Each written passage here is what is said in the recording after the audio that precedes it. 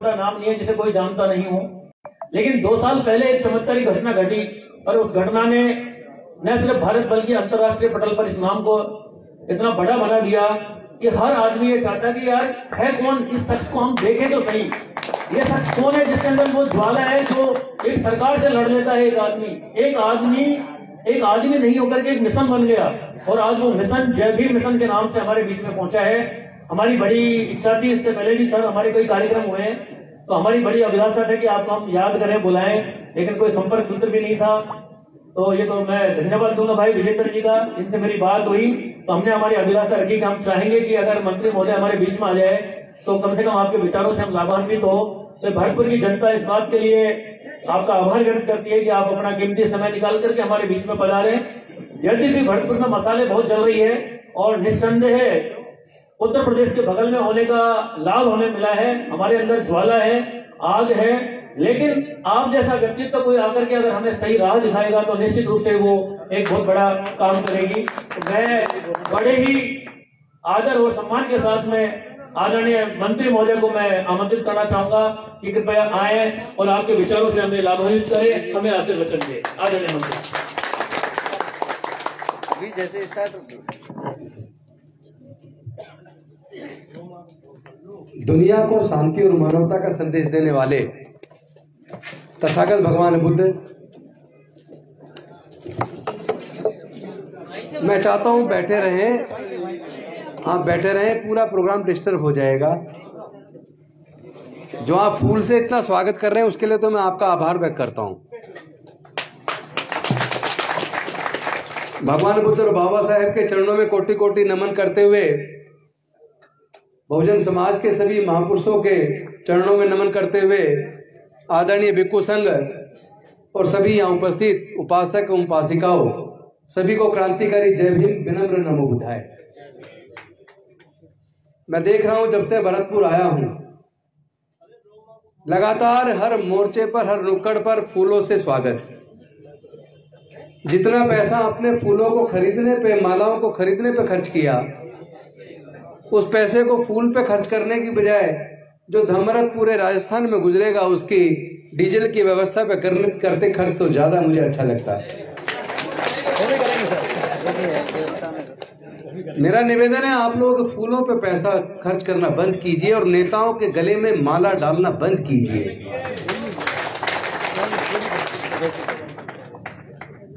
मैं कई बार ये सोच के चिंतित होता हूं, मैं अगले महीने 55 साल का हो जाऊंगा और जब मैं 15 साल से 20 साल की उम्र का था, मैं अगर उस दौर को याद करता हूं तो मैं ये देखता हूं कि सरकारी नौकरियों में हमारे हर कॉलोनी से, हर मोहल्ले से 10, 20, 50 लोग सरकारी नौकरियों में आ रहे थे और जिस कॉलोनी में जाते थे वहीं पे बच्चे बड़ी मात्रा में पढ़ने के प्रति बहुत उत्साह था। आज ऐसा क्या हो गया कि पूरे मोहल्ले में ढूंढना पड़ता है कि किसके बच्चे की सरकारी नौकरी लगी है। सरकारी नौकरियां लगनी बंद हो गई हैं और दुखद यह है कि किसी का इस तरफ ध्यान ही नहीं है। कई बार मैं सोचता हूं हमारे लोग जमीनों के मालिक क्यों नहीं हैं। जो खेत की जमीन होती है,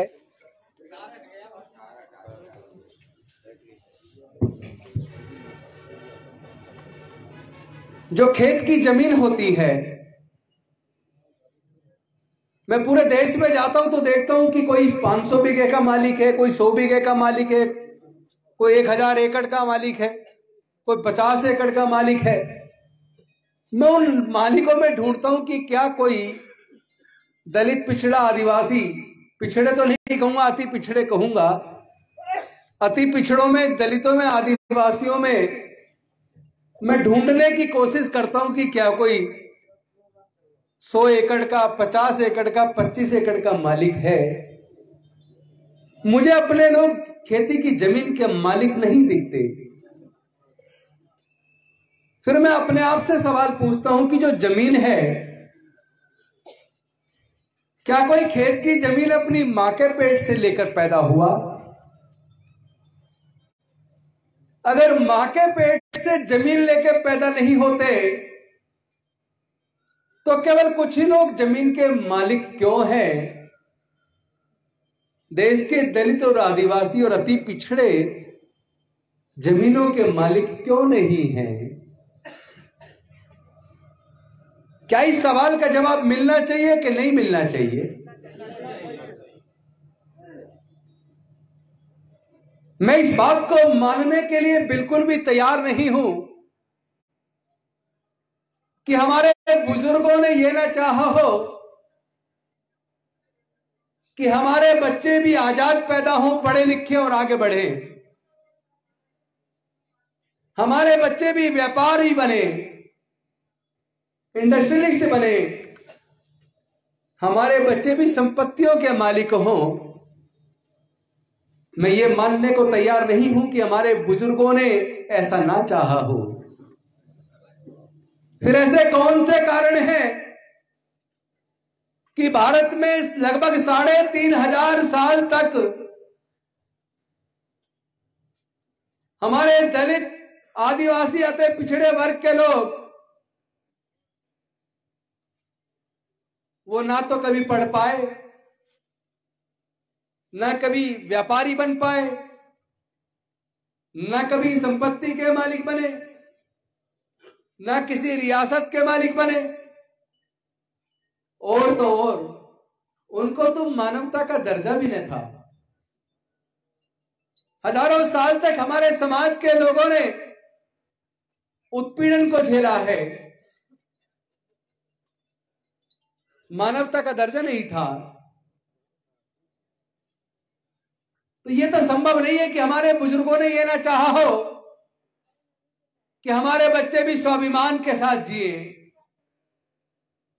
हमारे बच्चे भी पढ़े लिखे व्यापारी बने। तो क्यों नहीं बन पाए? जब मैं इस सवाल का जवाब खोजने की कोशिश करता हूं तो मुझे इस सवाल का जवाब हमारे देश के धर्मशास्त्रों में मिलता है। क्योंकि देश चलता था मनुस्मृति से, देश चलता था धर्मशास्त्रों से, और मनुस्मृति और धर्मशास्त्रों में हमें मानवता का दर्जा न था। हमारे लोगों के ऊपर पढ़ने लिखने पर धार्मिक बंदिश थी,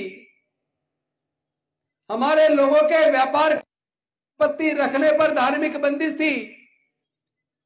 बल्कि मनुस्मृति में तो यहां तक लिखा है कि अगर कोई अछूत संपत्ति जोड़ ले, कोई शूद्र संपत्ति जोड़ ले, तो उसकी संपत्ति छीन लेनी चाहिए, क्योंकि उसको संपत्ति रखने का अधिकार नहीं है।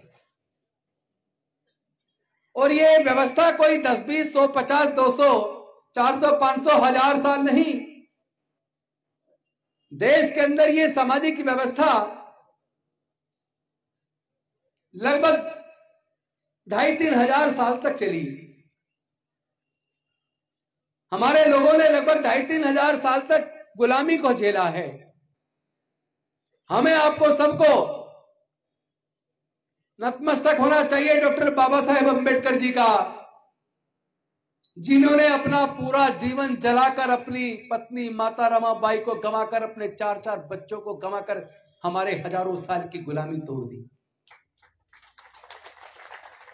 सोच के देखो, अगर डॉक्टर बाबा साहेब अम्बेडकर ना होते तो हमारे पढ़ने लिखने का रास्ता ना खुला होता, हमारे लिए रिजर्वेशन की व्यवस्था ना हो पाती, हम लोग नौकरियों में ना आ पाते,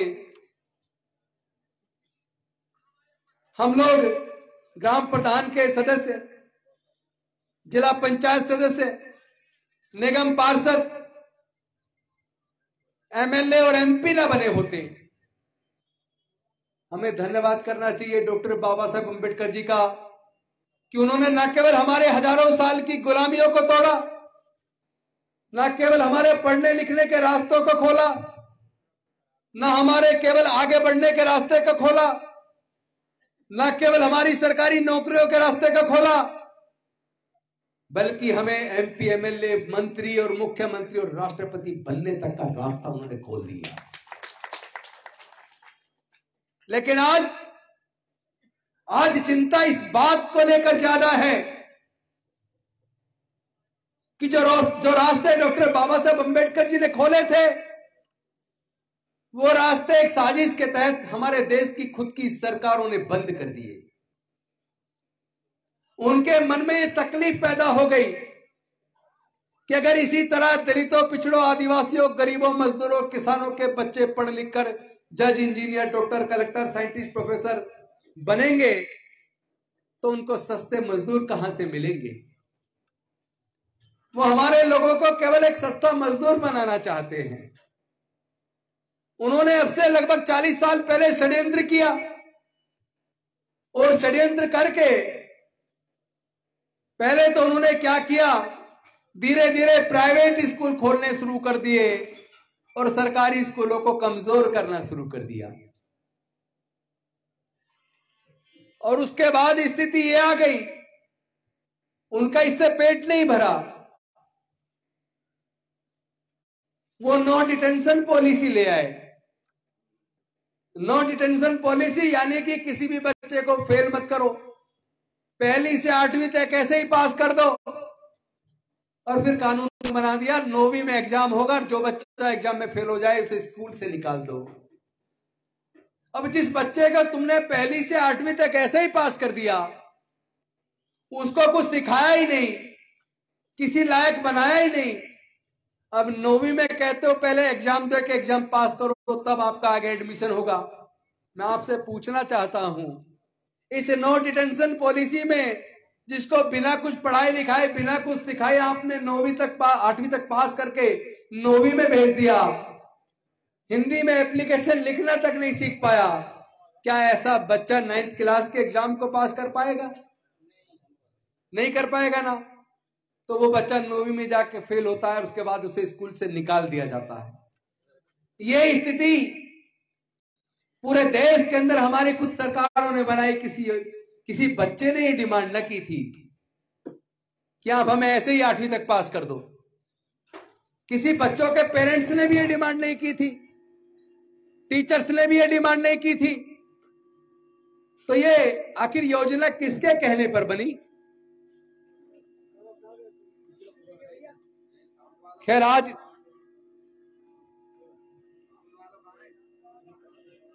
ये स्थिति भी मैं जो बता रहा हूं, कम से कम अब से 10 साल पहले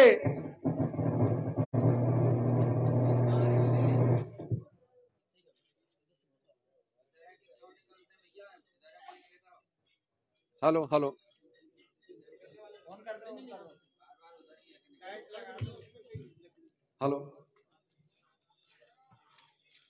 इस स्थिति के विरोध में पूरे लगभग 10 साल पहले से पूरे देश के लोगों ने कहना शुरू कर दिया कि आप ये नो डिटेंशन पॉलिसी को खत्म करिए।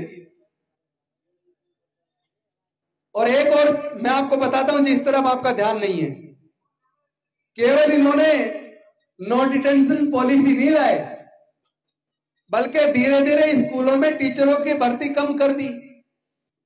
जिस स्कूल में 100 टीचर होने चाहिए वहां पर 20-25 टीचर हैं। क्लास में अगर टीचर ही नहीं होगा तो पढ़ाएगा क्या? और हालात ऐसे पैदा कर दिए, लोगों को लगने लगा कि सरकारी स्कूलों में पढ़ के तो हमारे बच्चे कामयाब नहीं हो पाएंगे, क्योंकि सरकारों ने साजिश के तहत इन सरकारी स्कूलों को मजदूर पैदा करने वाली फैक्ट्री में तब्दील कर दिया। मजबूरी में लोग प्राइवेट स्कूलों में अपने बच्चों को पढ़ाने लगे। यही तो उनका षड्यंत्र था, यही तो सरकारों का षड्यंत्र था कि सरकारी स्कूलों को कमजोर कर दो। और नेताओं ने, पूंजीपतियों ने, बड़े अफसरों ने अपने प्राइवेट स्कूल खोल दिए। और प्राइवेट स्कूलों में एक बच्चे की फीस का खर्चा, किताबों का खर्चा, ट्रांसपोर्ट का खर्चा, ट्यूशन का खर्चा, वर्दी का खर्चा, सारे खर्चे अगर जोड़ लिए जाए तो मध्यम दर्जे के शहरों में एक बच्चे की पढ़ाई पर 8 से 10 हजार रुपया महीना खर्च होता है। हर परिवार में कम से कम 2 बच्चे हैं तो 2 बच्चों को पढ़ाने के लिए 15 से 20 हजार रुपया चाहिए। देखिए दलित, पिछड़े, आदिवासी तो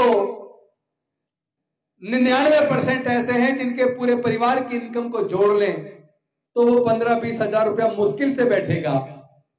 तो जिसकी पूरे परिवार की इनकम 10,000 से 20,000 के बीच हो, क्या ऐसे परिवार अपने 2 बच्चों की पढ़ाई पे 15-20 हजार रुपया महीना खर्च सकते हैं क्या? नहीं खर्च सकते ना। तो उनके बच्चे कहां पढ़ेंगे? मजबूरी में सरकारी स्कूलों में पढ़ेंगे। और यह षड्यंत्र खुद भारत की सरकारों ने, राज्य सरकारों ने मिलकर रचा। और ये सरकारें केवल यहीं तक नहीं रुकी।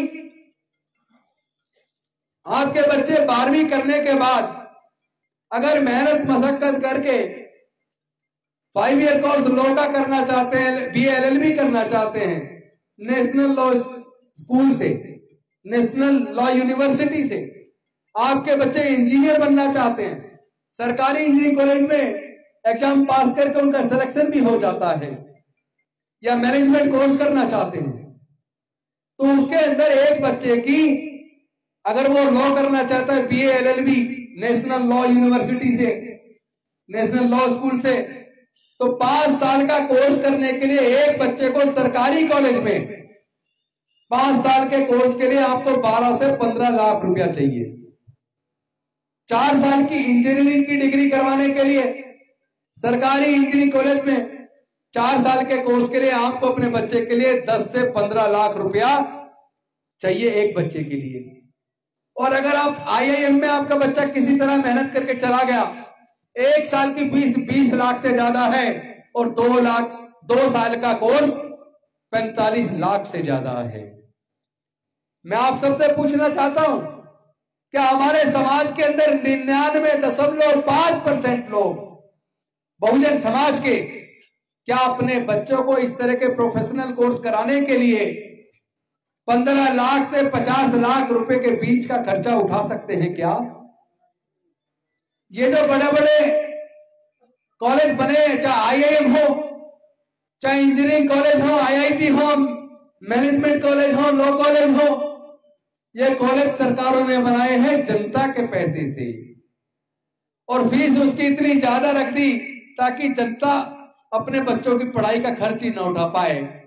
तो ये सवाल मैं आप सबके बीच में पूछना चाहता हूं, बनते जी आपसे भी पूछना चाहता हूं, क्या सरकारों ने सरकारी पैसे से यानी कि जनता के पैसे से ये बड़े बड़े कॉलेज क्या केवल पैसे वाले लोगों के बच्चों को पढ़ाने के लिए बनाए हैं? पैसा जनता का, पढ़ेंगे अमीरों के बच्चे। ये षड्यंत्र हम चलने नहीं देंगे। यही कारण है जिस दिन मेरे को यह बात समझ आ गई कि डॉक्टर बाबा साहब अम्बेडकर जी ने अपनी पत्नी माता रमाबाई को जवानी में खो दिया, अपने 4 बच्चों को बीमारी के अंदर इलाज के अभाव में भरपेट खाना नहीं मिल पाए, ऐसी हालत में 4 बच्चों को खो दिया और अपनी पूरी जिंदगी जलाकर हमारे आपके सबके जीवन में प्रकाश कर दिया। क्या ऐसे डॉक्टर बाबा साहब अम्बेडकर की कुर्बानी बेकार चली जानी चाहिए?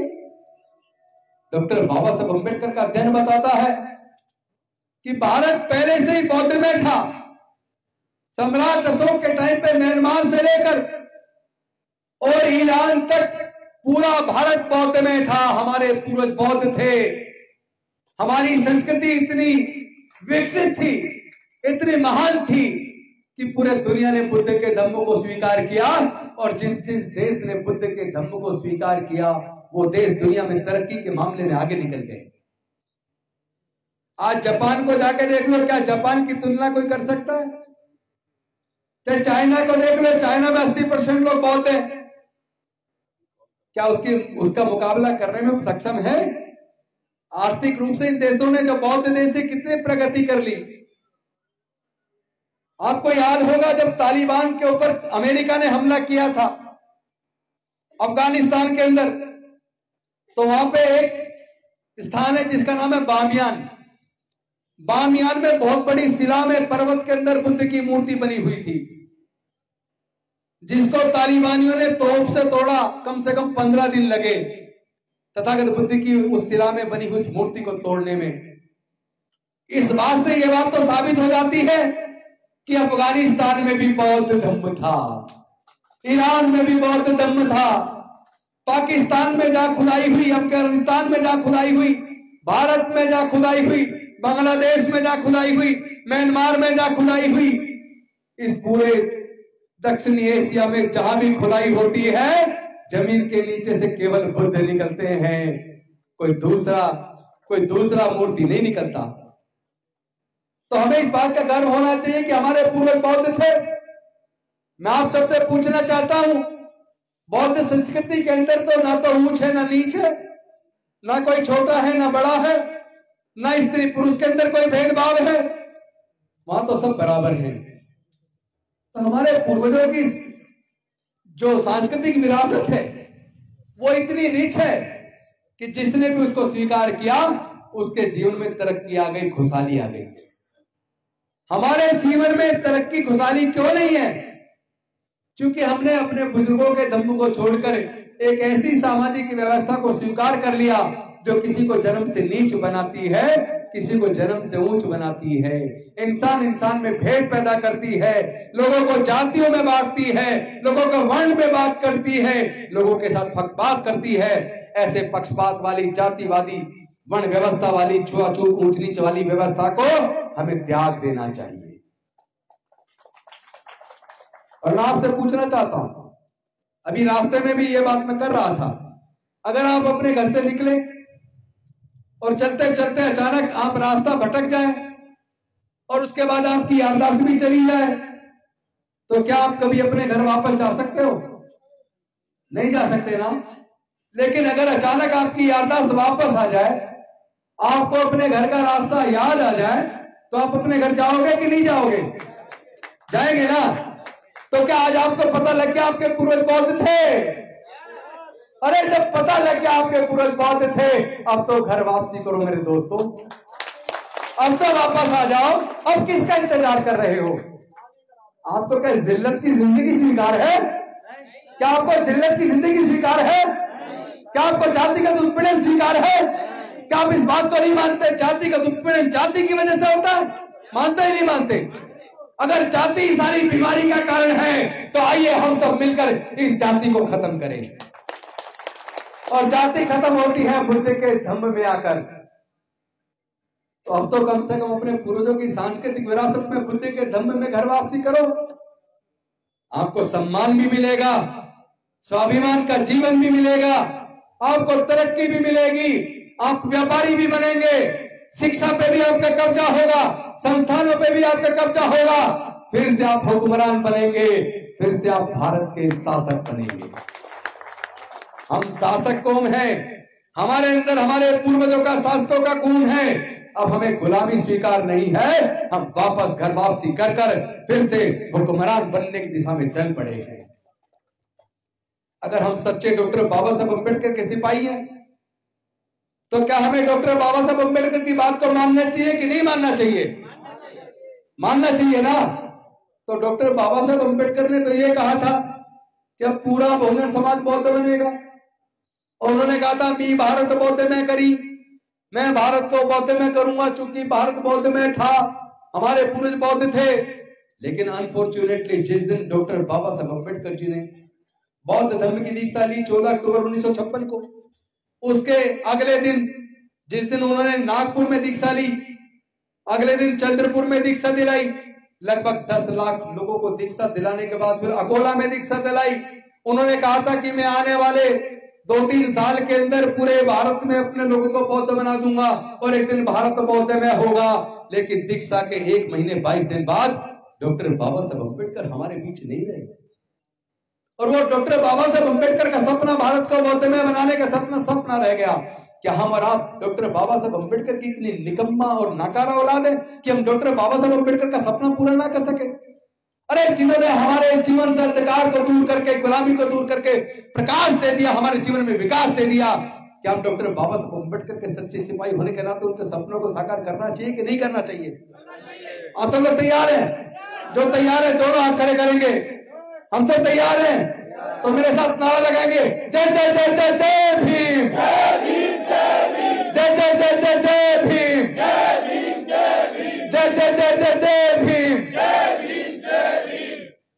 साथियों, नौकरियां कहां चली गई? एक्चुअली भारत सरकार ने देखा कि ये दलित, पिछड़े, आदिवासी पढ़ लिख कर जज, engineer, doctor, collector, scientist, professor बनने लगे। अब हमें सस्ते मजदूर कहां से मिलेंगे? तो एक तरफ उन्होंने एजुकेशन को ठप कर दिया, सरकारी स्कूलों को कमजोर कर दिया, हायर एजुकेशन की फीस बढ़ा दी, और दूसरी तरफ भारत सरकार के सारे सार्वजनिक उपक्रम जो हर साल भारत सरकार को हजार करोड़ से भी ज्यादा दिया करते थे कमाकर, उन सारे सार्वजनिक उपक्रमों को उन्होंने घाटे में पहुंचाकर षड्यंत्र करके एक एक करके, चाहे इंडियन रेलवे बेच दिया, एयरपोर्ट बेच दिया, एयर इंडिया बेच दिया, पोस्टल डिपार्टमेंट ठप कर दिया, एमटीएनएल बेच दिया, बीएसएनएल बेच दिया, और उसके साथ साथ बैंक बेच दिए, इंश्योरेंस कंपनी बेच दी। एक एक करके भारत सरकार के सारे उपकरण बेच दिए, और जो बिक गया, प्राइवेट हो गया, हमारी रिजर्वेशन खत्म। रिजर्वेशन खत्म का मतलब आपकी नौकरियां खत्म। यानी सरकारों ने खुद षड्यंत्र रचा है बहुजन समाज के लोगों के साथ, ये धोखा किया है डॉक्टर बाबा साहब अम्बेडकर के साथ। हम बाबा साहब अम्बेडकर की शपथ लेते हैं, जब तक अपने समाज को न्याय न दिला दे हम चैन से बैठने वाले नहीं हैं। इसीलिए लोगों ने मेरे से सवाल किया था, गौतम जी आपने इस्तीफा क्यों दिया? मंत्री पद पे बने रहते तो समाज का भला होता। मैंने कहा कि मंत्री पद थोड़े बहुत लोगों की मदद कर पाता है, हमें तो देश की पूरी सत्ता चाहिए, अपने लोगों का हक और अधिकार चाहिए, अपने लोगों का स्वाभिमान का जीवन चाहिए। हमें और बहन बेटियों की इज्जत के साथ खिलवाड़ स्वीकार नहीं। अगर मुझे मंत्री पद की कुर्सी और एक तरफ हमारे समाज की इज्जत, आबरू, स्वाभिमान और डॉक्टर बाबा साहब अम्बेडकर का मिशन मूवमेंट, इन दोनों में से कोई एक चुनना हो, तो मैं अपने समाज की मान सम्मान, इज्जत, स्वाभिमान और अपने हक अधिकार को चुनूंगा। मैं ऐसी हजारों कुर्सियों को ठोकर मारता हूं। यही सोच के मैंने मंत्री पद से त्याग पत्र दिया। अब मैं पूरे देश का भ्रमण करके पूरे बहुजन समाज को तैयार कर रहा हूं। राजनीति करने वाले लोग राजनीति करेंगे, हम लोग अपने समाज को इतना ताकतवर बनाएंगे कि कोई भी राजनीतिक पार्टी हमारे समाज की तरफ आंख उठा के ना देख पाए। कोई भी व्यक्ति, कोई भी जालिम हमारी बहन बेटी की इज्जत न उठ पाए, कोई भी जालिम हमारे भाई की मूंछ रखने पर हत्या न कर पाए, कोई भी जालिम घड़ा छूने पर हमारे बच्चे की हत्या न कर पाए। ऐसे करने वाले को ये डर पैदा होना चाहिए, अगर उन्होंने ऐसा कर दिया तो उनको हम निस्ते नाबूद कर देंगे, उनको मिट्टी में मिला देंगे। हम अपने समाज को तैयार कर रहे हैं, हम लड़ेंगे, हम जीतेंगे। इसलिए मैं कहता हूं, जाति हमारे उत्पीड़न का कारण है, इसलिए जाति छोड़ो समाज छोड़ो, जाति छोड़ो समाज छोड़ो, जाति छोड़ो समाज छोड़ो। बौद्ध धर्म की क्या पहचान? मानव मानव एक समान। बौद्ध धर्म की क्या पहचान? मानव मानव एक समान। बौद्ध धर्म की क्या पहचान? मानव मानव एक समान। अब तो चलो बुद्ध की ओर, मिशन जय भीम बुलाता है। अब तो चलो बुद्ध की ओर, मिशन जय भीम बुलाता है। भीम बुलाता है, मिशन जय भीम बुलाता है। भीम बुलाता है, मिशन जय भीम बुलाता है। अब तो चलो बुद्ध की ओर, मिशन जय भीम बुलाता है। अब तो चलो बुद्ध की ओर, मिशन जय भीम बुलाता है। भीम बुलाता है, मिशन जय भीम बुलाता है। अब तो चलो बुद्ध की ओर, मिशन जय भीम बुलाता है। बहुत बहुत धन्यवाद। नमो बुद्धाय। जय भीम, जय भारत।